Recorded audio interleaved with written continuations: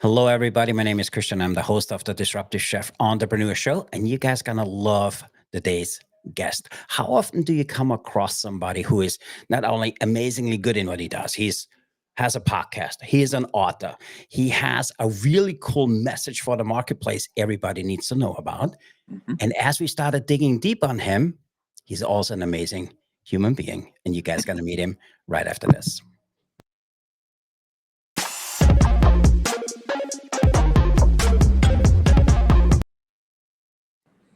Hello again. My name is Christian. I'm the host of the Disruptive Chef Entrepreneur Show, and I'm really excited for today's guest. And our listeners know that we had, as we were at about 100 episodes, we as a group gotten together, and each of us had to bring 50 guests we wanted to bring onto the show, and we kind of had to sell each other on the show. And there's Mhm. one name which showed up on, we have 7 people here, and this name showed up on 5 people's list. And as we started kind of going deep and kind of selling on it, we realized he's amazingly good in what he does. He was the executive director of the Louisiana Food Promotion and Marketing Board. Figure out how much work that is.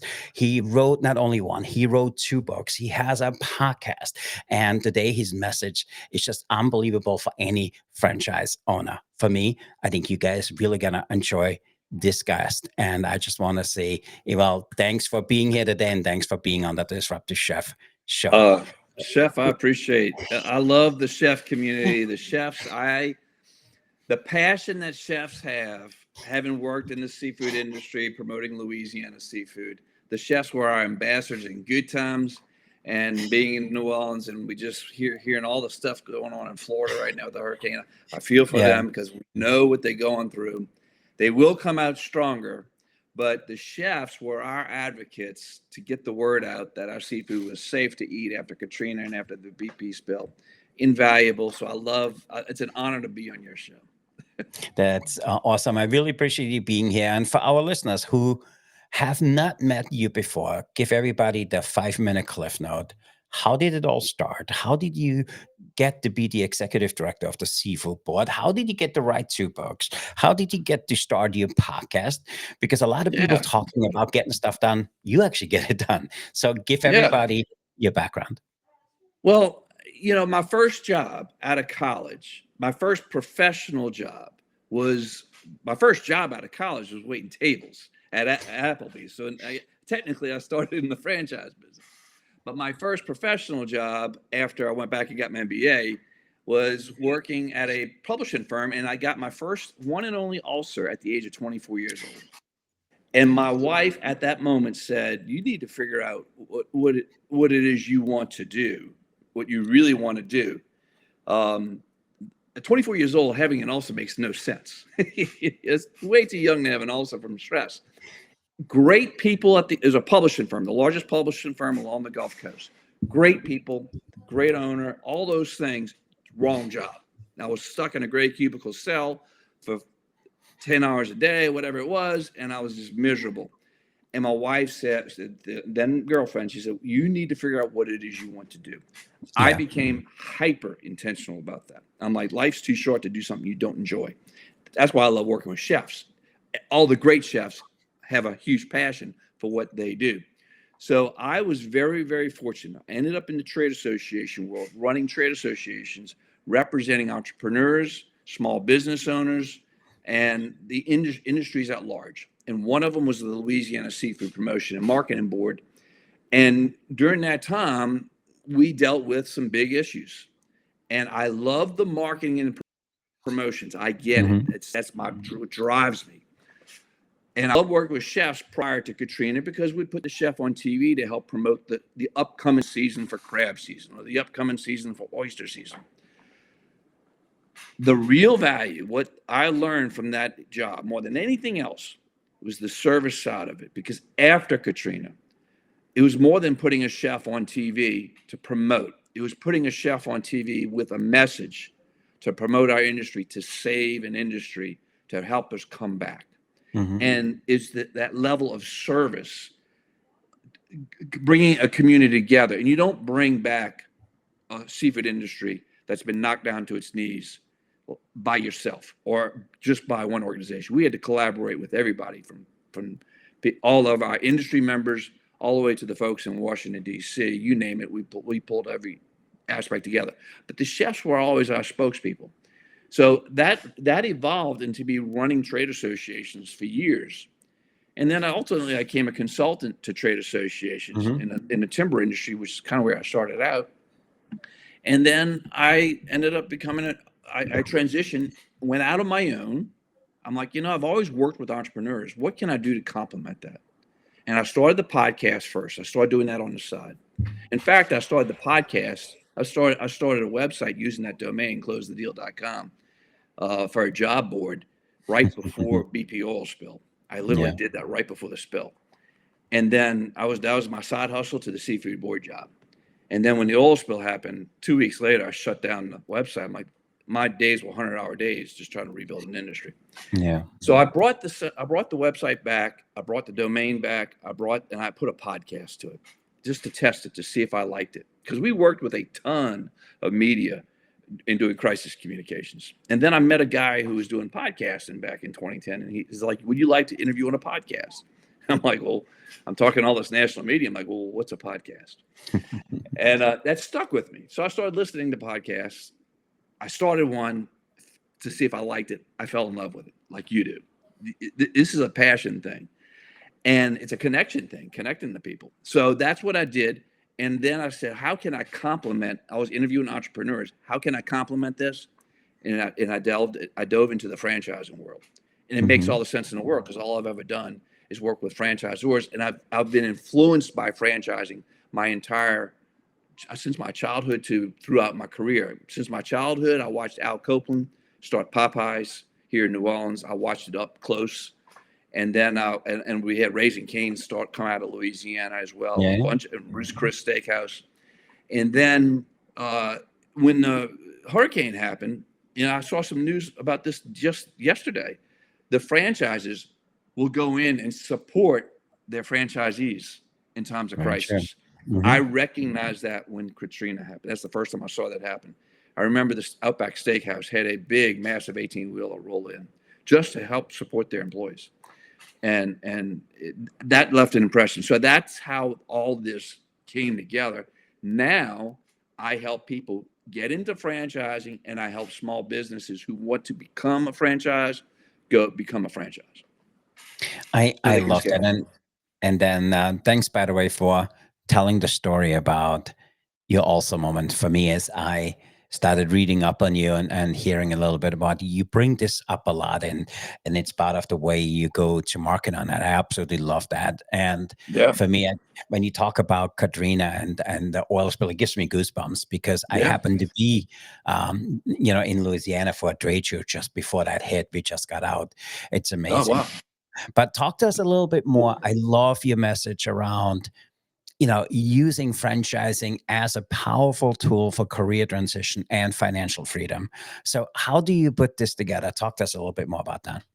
So when I tell people what I do for a living, they start asking me a ton of questions. And that's what led me to write the book. I mean, Mhm. this right here, Your First Franchise Roadmap, is really answers many of the questions that I was asked. So I laid it out for people.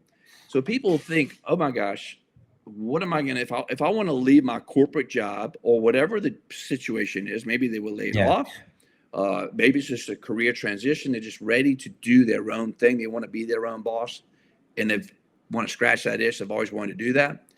Well, I help people do that. I help them make that transition. I walk them through that process. And franchising is not for everybody. You run a restaurant or you consult with chefs working with restaurants. I mean, some people will think everything they think the initial franchise they want to go into is the food business, because that's what they see. They see McDonald's on every street corner. They think that's their only option. And it's a great option if you to be in the food business, you've got to be committed and you got to be passionate. The only people I know successful in the food business are those who have a genuine passion for it, Yeah. because they're willing to put in the hours. It's a lot of hard work. You know that. So, but there's all these other options. There's 36 different industries that people can consider, Mhm. and the margins in some of those industries can be better than food. You do food because you love it. You have a passion. It's an art form. And it's interesting because I started working doing emerging brands, and it just happened to be food. I think the world kind of brings everything together. But if somebody wants to go into franchise, and they're not limited to food, there's the medical side, there's the beauty side, the home services side. I love because there's an infinite demand for Very home true. services, whether it's roofing, the painting of the house, redoing the kitchen, the bath, putting new floors down, whatever it is. There's an infinite demand for that, Mhm. and it's a sector that's very fraction. It's broken up. Uh, So the franchise Very model true. brings it all together in a nice, neat package. And why would people want to consider a franchise versus going out and doing it their own? Two huge things. One, they get a playbook. Mhm. They get a playbook that all the mistakes have been worked through. The kinks have been worked through. So they're given a playbook. And in essence, they're not starting on the 20-yard line of a football field. Yeah. They're starting in the red zone on the other side of the football field because they're being given a roadmap, if you will, to get there quickly. The other thing is the branding piece. I Um, I yeah. love all of that. So, you speaking here to hospitality entrepreneurs, Yes. Yes. and there's so many chefs, and you briefly hit on it, but you didn't kind of give us a little bit more on it. Yeah. There's a lot of restaurants which think, "Hey, my concept is amazing. I need to do a franchise." First of all, they don't even know where to start, and I love what you said. Not everybody's meant to be a franchisor. And Mhm. then also there's a group of people out there which have the know-how and the skills to run a franchise. They just don't know where to start. Yeah. So talk to us a little bit about it because you said, "Oh, I talk him through it," and you make it sound so easy. Doing a franchise, I don't think isn't easy. But give us a little bit what you write about in your book called Your First Franchise Roadmap. So talk to us a little bit. What are some of the roadblocks people need to look out for? How do you find what is the right opportunity for you? I love that you said it doesn't need to be food. Yeah. So help our listeners to understand a little bit. Hey, what is franchise? I think let's start there. And Mhm. how do you develop that roadmap to set them up for success?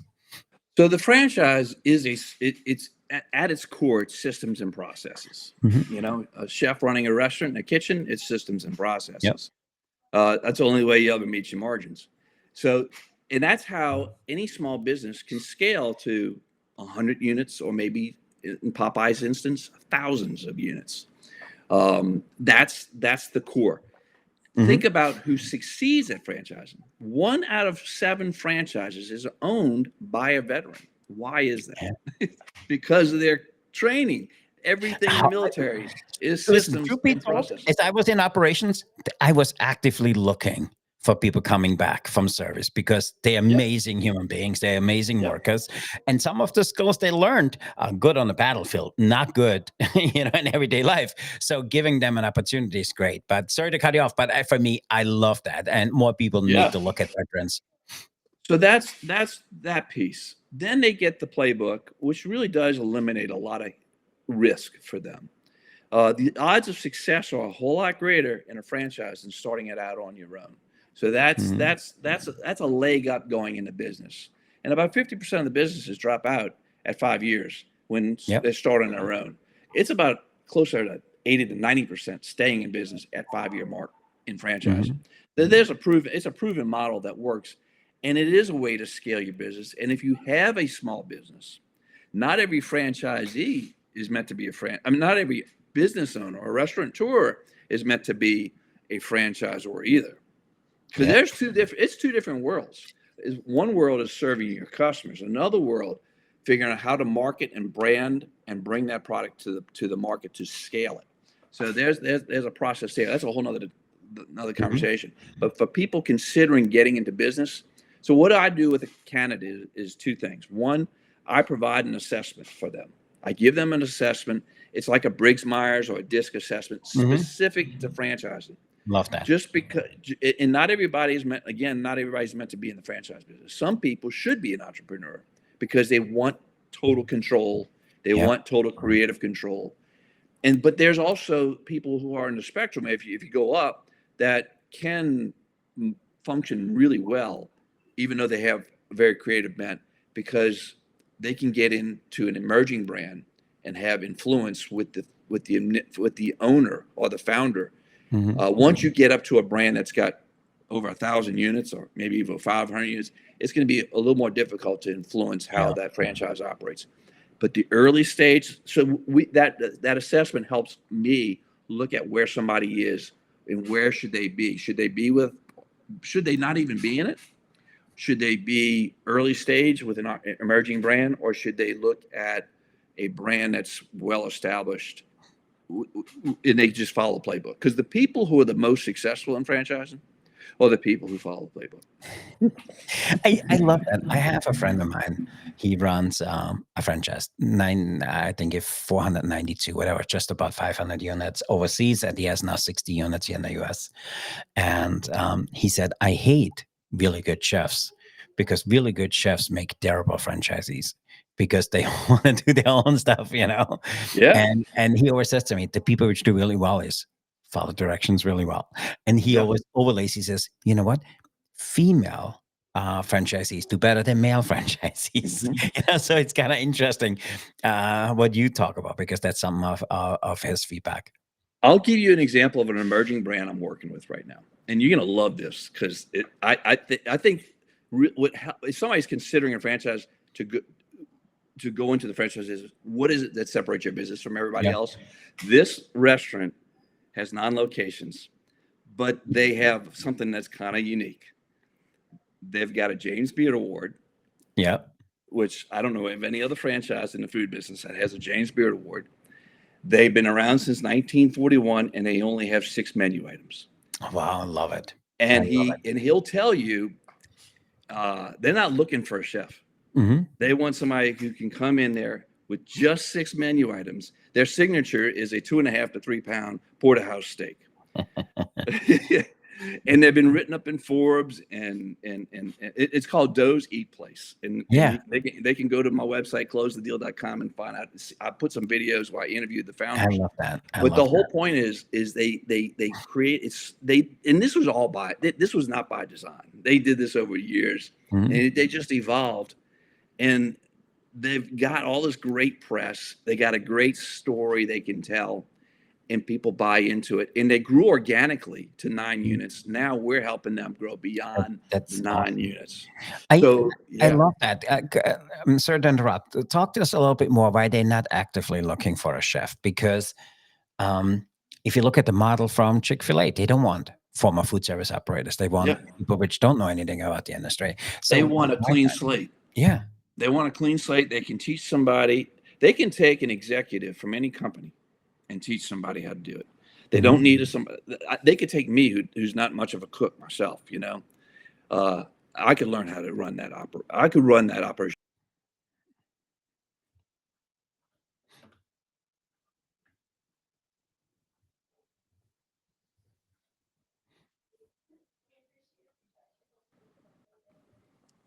Yep. Uh, don't worry, we not live. We're recording. Hold on, I let Okay. Yep. So them know. Okay, 5, 4, 3, 2, 1, and we start back up. My question I ask you, hey, why do culinarians don't make good franchisees? Okay, here we go. well, for starters, uh, the for that particular brand, they want somebody who is a clean slate, and Mhm. that goes for Chick-fil-A too. When you come in there without any bad habits or any preconceived habits, what you should be bringing to the table to run a kitchen or or cook the food, they can teach you exactly how to do it their way, and it keeps it very, very simple. And the franchises you see grow the fastest and the biggest are the ones that are the simplest. Yeah, It really is true, and that's what makes them successful, and it makes it scalable and repeatable. I love And, that. and there's another franchise locally here. It's the menu's just way too complicated, and they've never. I'm not going to mention the name, but they've never scaled beyond where they need to be because they need such a high level of operator slash kitchen operator, or even maybe a chef, borderline chef. It's hard to sustain that. Mhm. Very difficult. So let's go back a few things. You talked about you give people that evaluation. The evaluation gives you an idea of where they at and Mhm. where they should fall in. So after you have that evaluation done, what is the next step? Well, we need to understand where they're okay. So two things. A, that helps us understand where they are in the spectrum of franchising. Hmm. Two, I want to know where their interest level lies. Why do they want to do it? Is it because they want to be in a restaurant, or do they want to be in a home service business or medical business? Why do they want to do it? And the other piece is that's really critical is they got to have the financing. Hmm. And a lot of people don't do this because they look at that McDonald's. They don't even consider it because they look at the McDonald's and like, oh my God, that's $1 million, $2 million to get in all that. You got to be 500,000 liquid just to even to be considered for Hmm. that. And they look at it, they just take it off the table. Well, the reality is most of the franchises I work with that are not food range between 75 and about 285. Food that I work with generally ranges about between 300 and 600. Yeah. So it's a lot. The entry point is there and the financing is there. But the biggest thing that holds people back, once they understand, oh, I can afford this because I can get the financing. Mhm. I can find the area of interest. You don't have to be. And look, if you say, let's say you wanted to be in the roofing business, it doesn't mean you need to know how to be a roofer. The goal is not to put you on the roof. The goal is to have you operate the business, build the business, and bring in the team, just like a chef did, to Mhm. build a culinary team to run the kitchen. The goal is to be the champion for the business and run the business. I love So that. the biggest thing that holds everybody back, I mean, it bubbles up. It always, inevitably, it always bubbles up is fear. Somewhere along the stage of the process of considering a franchise, fear is going to bubble up. And that's Mhm. human nature, and that's perfectly okay. It's just to know that there's a pathway there for you that we lay out for you to overcome that fear. I love that. And let's spend a little bit of time on fear because I think fear is why so many sous chefs never ask for the executive chef job, Yeah. why so many executive chefs don't ask for the next position. So talk to us. How do you coach them through it? Because that's a universal fear. It's not franchisees. Yeah, well, if you look at it from, let's look at it from somebody going like Mhm. me going to get my first job. I was fearful to go get a job that gave me an ulcer, but I overcame that fear because I had to pay the rent and pay for my car note, and I needed a job out of college. Mhm.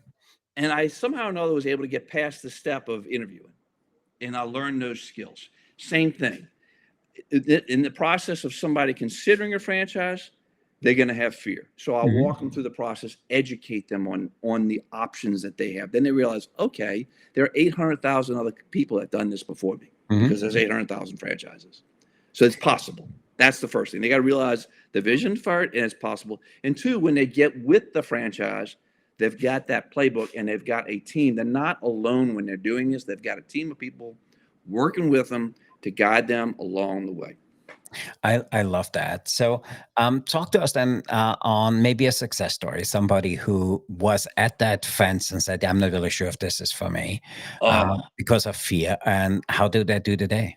I've got, well, I don't have the finished success story, but I'm going to give you the perfect example. Yeah. Last summer, almost a year ago, well, just over a year ago, I started working with a military veteran. Hmm. He was coming out and he said, "Yul, I'm going to back off for now," because he got hired by a railroad company. And in that process, he was getting out the military so he could have his time freedom, so he could control his life. Well, he was going to be doing the logistics for that railroad company. And when he got with him, he realized quickly he no longer owns his time at all. It might even be worse. So we spoke 2 months later. So now he got past the comfort of knowing he's going to have an immediate paycheck. Hmm. He realized the comfort of I'm not the it was more uncomfortable for him to realize he's not going to control his time. Hmm. That is how he overcame that, and he is opening up his restaurant in Florida in about 2 months. It's That's not a awesome. restaurant; it's a coffee shop slash boba tea shop Hmm. with crazy returns. They actually do that particular concept. I think this also helped too. For he saw it. It's an emerging brand. It's a risk, right?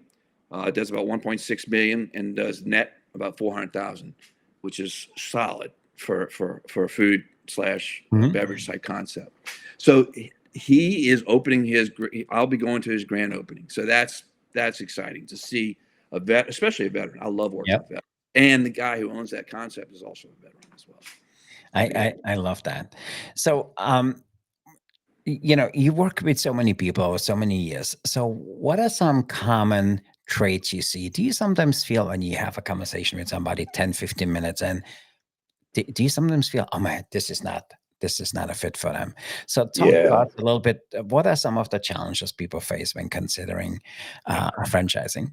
I think the people who I see who are hungriest for this or people who are looking around in their 40s and 50s, early Mhm. 50s, and they're like looking at their career trajectory. They haven't fulfilled that itch that they've always wanted to do, or Yeah. sometimes they're looking at their retirement and realizing I'm not going to get to where I need to be doing Mhm. what I'm currently doing.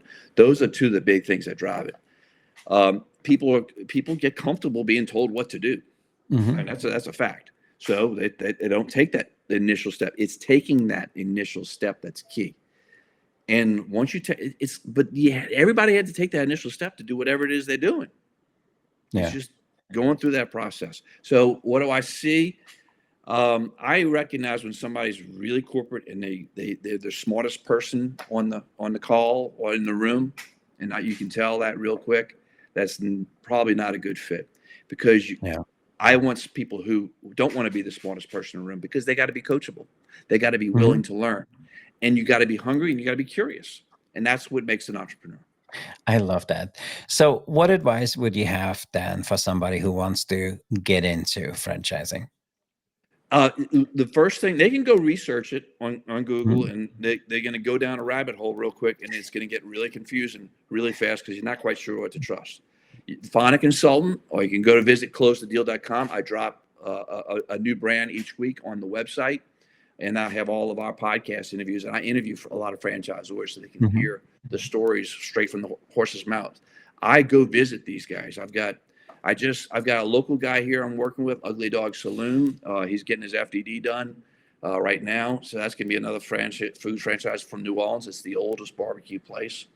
And I'll give you one other example of another food franchise I'm working. It just happens to be I'm working with food Yeah, franchises yeah. because we're talking stuff. So yeah, the other one is a Mammoth Coffee House, coffee roasters out of Mammoth Lakes, and it's the passion that these people, and he was in the manufacturing business, That's So that's yeah, awesome. yeah, yeah. I I love, your message around that. And in your message, you talk a lot about the importance of community in franchising. So, why is it important, in your point of view, um, to have that community support around franchising? Community's everything. And you think about how we came after Katrina. Mhm. When I went to the command center in Baton Rouge after Katrina, the first people to show up, we were the seafood industry. The first people to show up were restaurateurs because Yeah. they bring the community together. Restaurants connect people through food, and they are Mhm. part of the community. Franchising is the same thing. When you get, and it doesn't matter if it's a restaurant, a home service business, medical, beauty, pets, you're going to be plugged into a community of franchisors, and you're going to find out something really fast. The franchising community is some of the most uplifting entrepreneurial people you'll ever meet in your life because you have to be. And Yeah. everybody is excited about what they do. They love what they do. And that is the community. If that excites you and you want to be, if that's missing and you want to experience that, franchising is a great place to be. I love that. And first off, I want to say thanks for being here and thanks Oh, for absolutely, talking chef. to us about franchising, because there's so many people in the hospitality industry which know this is an evolution. That's where they need to go, and some of them realize that might be their retirement or something else. And I love you touching upon that, because I had a Hmm. very good friend of mine who retired early, Yeah. and he came out of retirement and he owns gas stations. And Hmm. listen, life plays really interesting tricks on people. So I absolutely love that. And thanks for sharing that. And I love um, how you lay it out in your book, having that Hmm. roadmap. Hmm. Um, I also love what you said, that you can go to Google and find anything what you need to do. Hmm. But if you really want to crawl or Hmm. shorten your learning curve, there's people like you. So tell our listeners which want to know more about you, want to know more about Sure. franchising, how can they find you? Well, they can go two things. One, visit closethedeal.com and you'll hit the contact us button. You can set up a thing. You can see some of the franchises I'm working with. Yep. And two, I've got my brand new book, Your First Franchise Roadmap. I'll give them a free copy. Yourfirstfranchise.com/roadmap, and I'll send them a free copy. Or they can go to Amazon, and if they want the physical book, just know all the profits, all the proceeds from the book are going to go to Make a Wish. So That's awesome. Awesome. Yeah, we ordered ourselves 10 copies for my group here. And awesome. I think it just showed up because somebody rang the bell earlier. So, but I appreciate it. Love it. And anybody listening in, if you quote one or two things here, let us know. We send you a copy of the book for you. So with that, I want to say thanks for being here today. And if you Jeff, up for it, we have yeah. something we call rapid fire question food service Yes, sir. edition. Are you Okay. up for playing a little bit? 100%. Yes, let's go. So the way this works, and our listeners know, rapid fire food service is that we have 25 questions. My team creates brand new questions every week, and these are brand new, literally just off the printer. And Okay. it's 25 questions that give our audience a little bit more insight on who you are and how you Okay. look at food service. So with that, I will ask you a number between 1 and 25. You give me a number. I read out the question and then let Okay. you answer. Awesome. All right. You ready for that? Number seven. Number 7. Number 7. Okay. What's one dish that gives you nightmares, but somehow always gets ordered? Oh, wow. Okay. Well, I think let's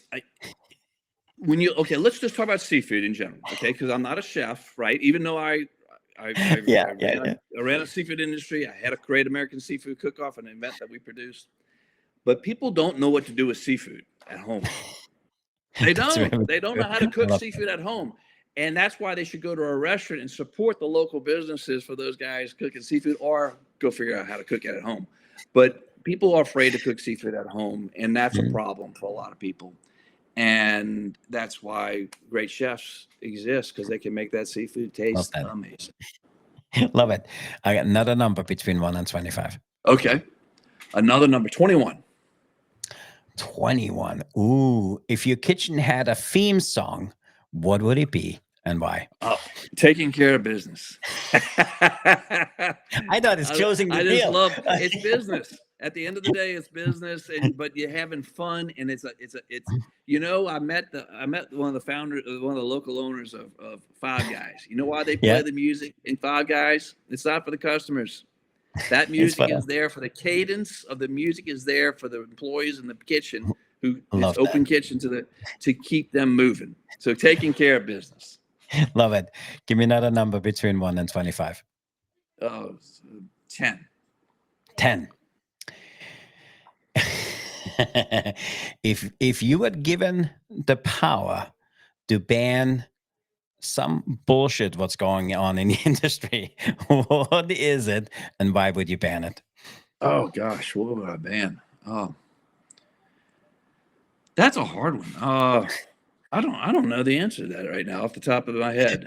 Because I'm not in the industry anymore. But if I was, I would want to know.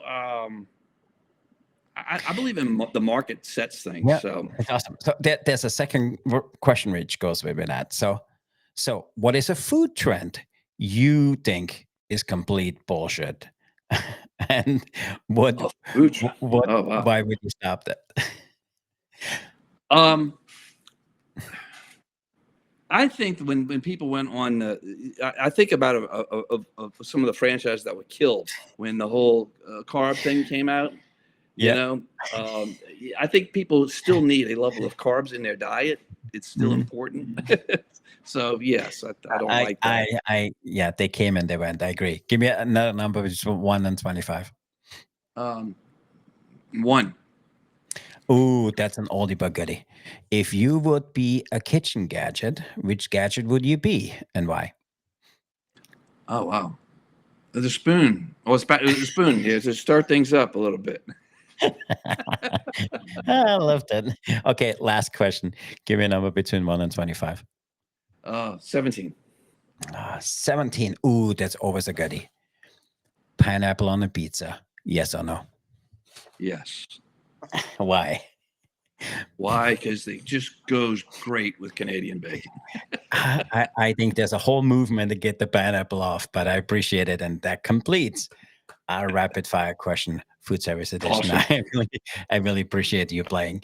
So, again, for anybody listening, what is your final word of wisdom before we sign off today? Final word of advice. I think if anybody is ever considering something, don't sit on the sidelines. Get in Hmm. the game. I love Take the that. first step. No matter what it is, take that first step to do something you really wanted. You've always wanted it to do. I absolutely love that. With that, thanks for being here. And to our listeners, if you haven't done so, make sure you go back to the beginning of this when he talked about his awesome moment. Really think about it. What is your awesome moment? Because we all have one. And then looking at how he overcame Katrina, the oil spill, and all this stuff, what came about, and get into what is today your first franchise roadmap. So that was absolutely amazing. Well, thanks for being here today. We really, Thank you, really sir. appreciate you. Thank you, Thanks Seth. for the gift of your time. We look forward to coming on your podcast. And to our Absolutely. listeners, if you haven't done so, please go and check out the Disruptive Chef. The club is our private community where you get all the latest trends, all the behind the scenes looks, all the things we do, and you get some episode clips, which we sometimes cut out because we have too much fun and we want to keep it as clean as we can. So with that, until next time, remember to disrupt your kitchen, fire up your career, stay hungry for change. I'm Christian here with Ewell, and we are out of here. So we are signing off. So go out there, be the change, be the challenge, and be the one who sets the world on fire. With that, thanks for being here today. We really appreciate it. And to our listeners, go out there and be disruptive. Thanks, everybody.